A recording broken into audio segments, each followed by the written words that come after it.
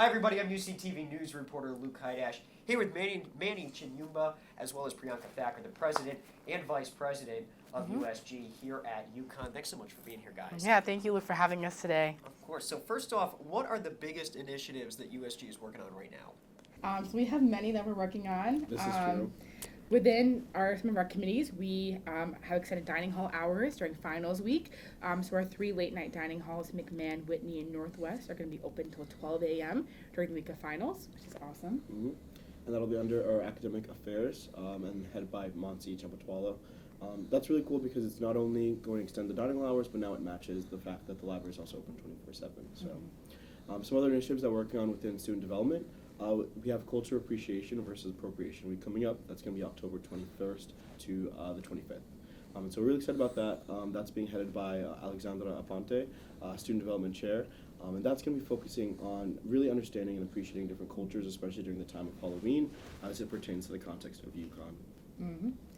We're going to have our Culture Appreciation series throughout the entire year, focusing on a specific culture or culture center and highlighting their values as well as events that we can collaborate on.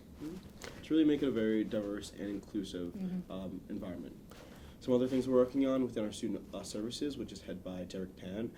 This month is Mental Awareness Month. And so that kicked off on Monday. There was a panel yesterday evening, and then it's going to continue on with events throughout the week. And then there's also Suicide Prevention Week as well. And we're really just trying to echo the message that to be your best self, you also have to focus on your health and your wellness within. So we're really trying to promote that and start the conversation with mental health, and then ideally see if we can extend that to administrators and see how we can really incorporate that within our curriculum and within our conversation that we're having on campus. Mm-hmm. And lastly, we also have a lot of initiatives to connect UConn students back to their town of Mansfield. We're doing register to vote events all throughout this month with UConn PERG. And then on November 5th is the election for the mayor, as well as a bunch of other initiatives that the town is supposed to be voting on. So we want to get UConn students to vote at the polls and just seeing how we can get students there. I want to go back to the dining hall hours first. Those take effect what week, approximately?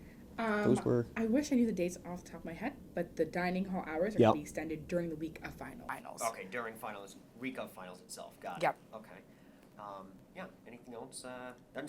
Got a heavy plate full. Yeah, we do, but we're really excited for the school year and what we have in store. I think just kind of looking at the progress we've made thus far and kind of where we have to go, it really makes us excited, and it adds a lot of meaning, and it makes the mission of USG really stand out to students, and shows them that what is USG working on? Well, these are all the things that we have.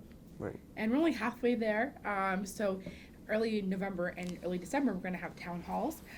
We're hoping that the November town hall is going to focus on food insecurity as well as dining halls with catering, any of those issues that students may have. And we also want to incorporate residential life as well. So dining hall, residential life in early November, and then December we want to have a mental health town hall where students can voice concerns, as well as have administrators there to talk about their initiatives and how people can reach out for help if they really need. Great.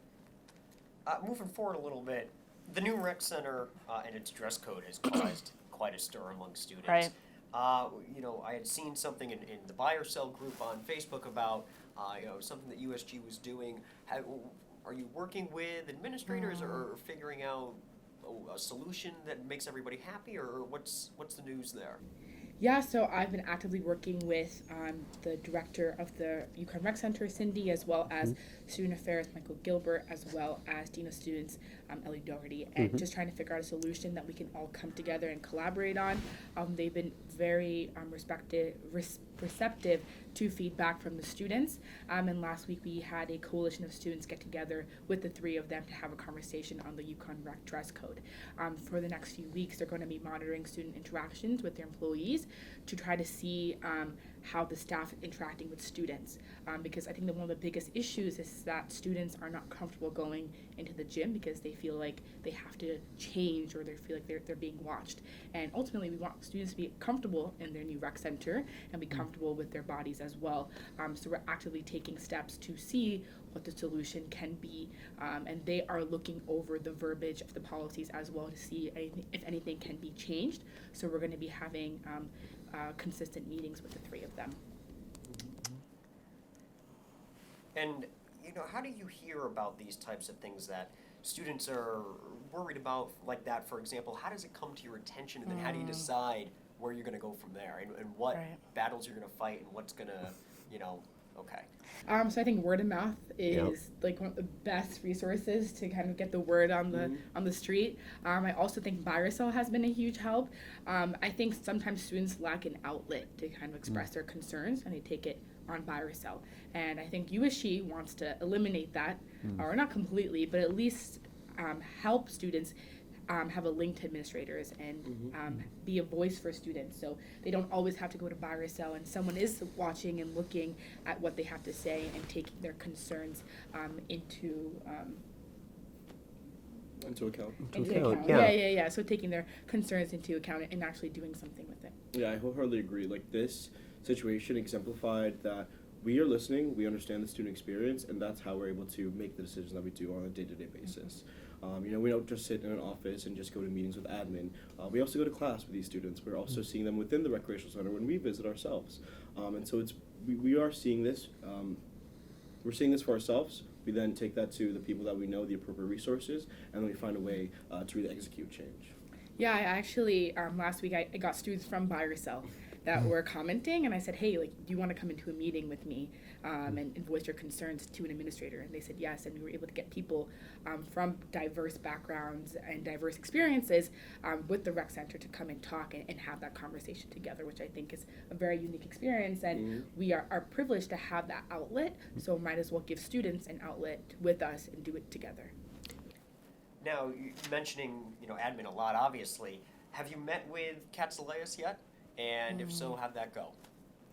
Yes, we started off the year with having dinner with him, and he's a phenomenal person, very genuine, very connected to the students, and really ready to listen to their concerns and do something about it. Just with the brief interactions that I've had with him, I can definitely see that he puts the students first, and he also is utilizing all the different things that he's learned in the past and bringing them here to UConn, and really bringing about innovative and fresh ideas. Yeah, I think that we've built a really good relationship with him and USG, and we're really excited to see what the year holds. It's still a little early, but we're hoping that he can come to some of our meetings and see how we work and see how we can work with the president's office to collaborate on initiatives. Thoughts on his latest $50,000 and under free tuition? I think it's an amazing initiative. I think it really gives students that might not have the opportunity to go to college or could even consider the possibility of further education to have that right of education and not be able to worry about the loans of tuition and be able to go there without worrying about that aspect. Yeah, I think it was very near and dear to both Priyanka and I's hearts because we work in admissions, we're tour guides, and we interact with students on the daily, some of who come from lower income areas, some who come from very urban areas, who may not always have the educational support that we both had in our high schools. And so something that we always tell them is that, you can be in our shoes. You can be a student here at UConn. You can get involved in all these different clubs and activities. But the first barrier sometimes is money. And so we're very proud that the president did release this Connecticut Commitment Fund, which makes higher education accessible to all, especially right here in Connecticut first. We have to focus on our residents before we then extend this commitment to the rest of the region. It also allows communities that have a large underrepresentation of minorities to come and be able to voice and be a part of our larger UConn community, and something that I believe has been needed for a long time. Switching gears a little bit, last I had heard USG had a lot of vacancies in the Senate and everything. Is there any plan or anything being done to address that, or what's going to happen going forward? So I think that's the contrary. We don't have as many vacancies as we've had in the past. Last year we had to do a special election to get seats filled, but this year almost all of our seats have been filled. And some seats are definitely hard to fill because they might have smaller populations of students that might not have that much interest in politics or government. But this year we've taken a proactive approach to reach those communities. So seats that have not been filled in the past were filled this year. So I think it's the exact opposite, that we're not. So this year was the turning point. Yeah, so we're not looking to fill vacancies because many of our seats are full, and not all seats will be full all the time, but that's okay as long as majority are full and is better than the years before. We're okay with that. We were discussing it a little bit earlier, just the three of us before everything started here, about, USG got a lot of bad press for a week or so there. You know, things were seemed to the outside to be a little rocky for a little bit. How do you bounce back from that? You know, what happens where is there a mind shift change or a mindset change, or does something happen where you can say, okay, something's got to change, or is it just a bump in the road? Well, I would say that even throughout the entire process of the impeachment and replacing our past comptroller, we've always remained really positive and always gone back to why we're actually here and for the students. And yeah, there are always bumps in the road, and it's politics, like we know, but it's important to look at the bigger picture and why we're here, and to make sure that whatever we do for the students. And so during this time of vacancies within the comptroller, we weren't too focused on that because we were still doing our jobs day to day, which we were elected to do. So it didn't really change the functionalities of our organization. Yes, there were a few bumps in the road, but our day-to-day organization and operations stayed the same, and we made a lot of progress in those few weeks as well. And that's illustrated again earlier on when we answered the question about what we have planned for the school year. Is because, you know, while all this bad press was going on, there was actually a lot of change that was being done that was actually in the positive direction, that was very meaningful and would be rewarding and impactful for the student body. And at the end of the day, that's what we're here for, is that we're here for the students. We put them first. And, you know, while yes, we have to address personnel issues, we are also very clear that this was not going to affect our day-to-day operations. And this was, you know, just another example of how we can really hold together when we collaborate and stay together as a community. Yeah. You know, going forward, going back to the beginning, we had talked a lot about, you know, what's going on going forward. What's been the biggest accomplishments thus far? I know we're still early. You know, anything that stands out? I think from the Vice President's office, it's just kind of the internal matters. So, for example, the elections came in, and then what happens next? We talk about diversity and inclusion. We just brought in the most diverse Senate, but then the next step is really making sure that they're included within the space that we've provided with them, really empowering them and showing them that you are here for a reason, and that reason is to advocate for students on their behalf, is to represent your constituents. And so my biggest accomplishment was just making those students feel welcomed in this space, equipping them with the tools that they need to really carry out the school year, and then, you know, seeing the fruitful change that's going to come out from that.